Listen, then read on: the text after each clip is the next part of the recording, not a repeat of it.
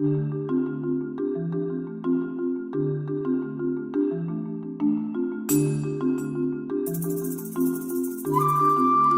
to Lynn Live. Today we're going to talk about the power of outer spiraling the upper arms. Outer spiraling the upper arms gets us rooted into our lower trapezius muscles, the muscles below the shoulder blades.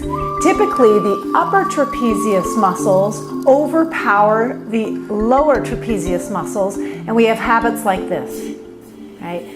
And in our cobra, sometimes we even find ourselves here. And so when we're here, the lower traps are long and weak, they're inactive, and the bottom tips of our shoulder blades wing out from the spine. The upper edges gather toward the base of the neck. And just by looking at it, you can tell that's not so sustainable. It doesn't look like optimal alignment. So outer spiral of the upper arms means that your inner biceps are rolling away from the midline out to the lateral edges of your body. So if you held your arms up here and you rolled in, this would be inner spiral, the top of the arms rolling toward the midline. And you can see, again, it activates the upper traps. If I outer spiral, taking the inner biceps up and out, I clear the neck and the top of the shoulders, and I'm dialing energy right to the subscapularis and the lower trapezius muscles to draw the bottom tips of the shoulder blades in. So you probably have a teacher who in Cobra gives you an instruction like, roll the skin of the outer shoulders back. I hope your teacher gives you that instruction. It takes us from here to here.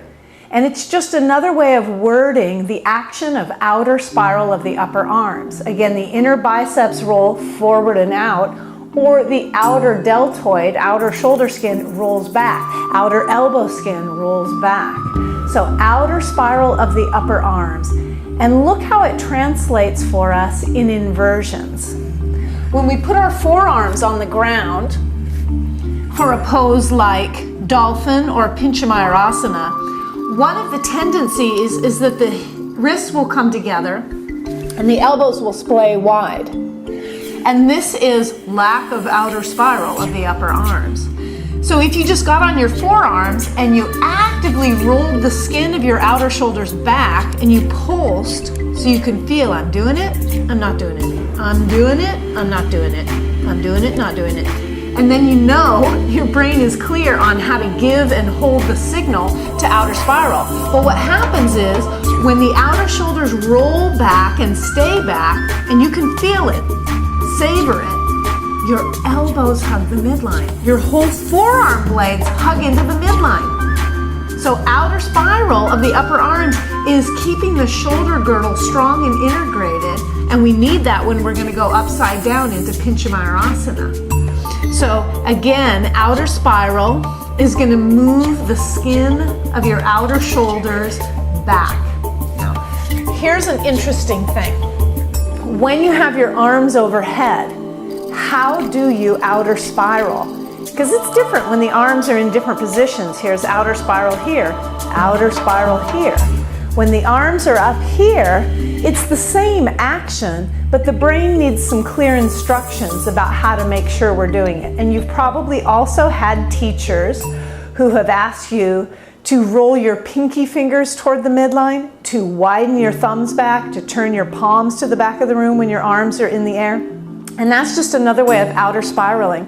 And as you look at this arm, and I exaggerate the action of outer spiral, you can see how it's almost like screwing the arm into the upper torso. It's an integrative action, yeah? So it helps us to root the limb to the torso, and it's very steadying, yeah?